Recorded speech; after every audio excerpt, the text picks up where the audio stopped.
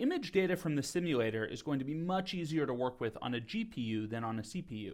So I've launched an AWS EC2 instance with an attached GPU, and I'm going to train the network there. I'll use SCP to copy the data up to the EC2 instance and then extract the data there. Next, I'll use Python's CSV library to read and store the lines from the drivinglog.csv file. Then, for each line, I'll extract the path to the camera image. But remember, that path was recorded on my local machine, and now I'm on the AWS instance. So I'll need to update the path so it's valid here on the AWS instance. An easy way to update the path is to split the path on its slashes and then extract the final token, which will be the file name.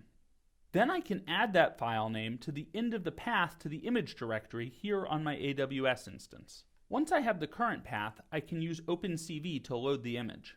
And once I've loaded the image, I can append it to my list of images. I can do something similar for the steering measurements, which will serve as my output labels. It's actually going to be easier to load the steering measurements because there are no paths or images to handle.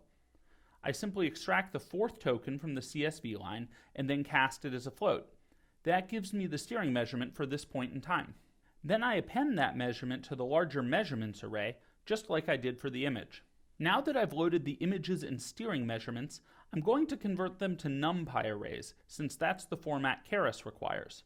Next, I'm going to build the most basic neural network possible, just to verify that everything is working. This network is just going to be a flattened image connected to a single output node. This single output node will predict my steering angle, which makes this a regression network. For a classification network, I might apply a softmax activation function to the output layer, but in a regression network like this, I just want the single output node to directly predict the steering measurement, so I won't apply an activation function here. With the network constructed, I'll compile the model. For the loss function, I'll use mean squared error, or MSE. This is different than the cross-entropy function we've used in the past, again because this is a regression network instead of a classification network. What I want to do is minimize the error between the steering measurement that the network predicts and the ground truth steering measurement. Mean squared error is a good loss function for this. Once the model is compiled, I'll train it with the feature and label arrays I just built. I'll also shuffle the data and split off 20% of the data to use for a validation set. Finally, I'm going to save the trained model so that later I can download it onto my local machine and see if it works for driving the simulator. Let's train the model and see how it goes.